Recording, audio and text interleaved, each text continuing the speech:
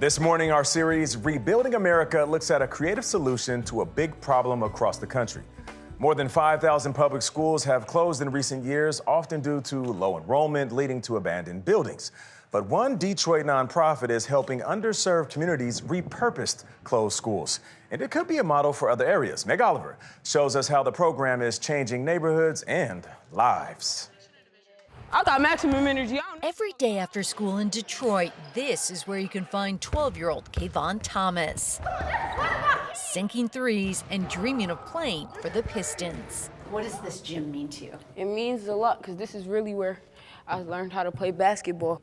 Yet just a few years ago, this former elementary school on the city's west side sat empty. Nationwide, urban schools have lost around 850,000 students since 2019. School closures often hit underserved communities the hardest. Here in Detroit, they've closed around 200 schools in the last few decades. What was the reaction like when the elementary school closed? The reaction was not good, as you would expect. We're in Detroit, and a lot of people were upset. Detroit native Brandy Hagens works for the nonprofit Life Remodeled. In 2017, when low enrollment forced Durfee Elementary School to merge with the high school, her team moved in to renovate the abandoned building. It's not just community history, it's personal history for a lot of people, and it's hurtful. And so what better way to work with the community than to reopen their school building into something that still belongs to them? The renovation process began with the neighborhood. For a week, thousands of volunteers pitched in, picking up trash, mowing lawns, and boarding up vacant homes. When I drive into this area now, it's actually a lot cleaner.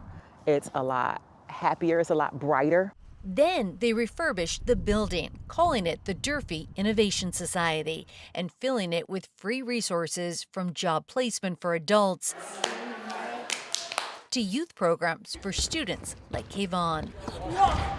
Now that everybody started going to the DIS, it's more kind of like calm after school. His grandma, Deborah Nobles, calls the DIS a godsend for the neighborhood. My grandson has excelled in school. He's in every kind of program they have. He knows how to play chess, he can play golf, he can play tennis. He's a robotics person. Knowing that this has worked here, could this be a nationwide model for other schools that have closed across the country? This should be a nationwide model for other schools that have closed across the country. I think taking a school building or any historical building that means something to a community and repurposing it into something that's for the community, that's huge and necessary. Life Remodeled is now renovating another former school in Detroit and is designing a playbook to help other organizations across the country do the same. What do you want to tell the people who created the DIS? I would just want to thank them because a lot of the stuff that I'm doing now wouldn't be possible without going to the DIS. How does your future look now? My future looks very bright, very bright. For CBS Mornings, Meg Oliver, Detroit. Playing for the Detroit Lions, I remember I would leave the facility, we would take our bus to the stadium downtown, and we would see these schools, these neighborhoods. It looked like a bomb went off. And I just kept thinking, somebody has to do something. Somebody has to invest.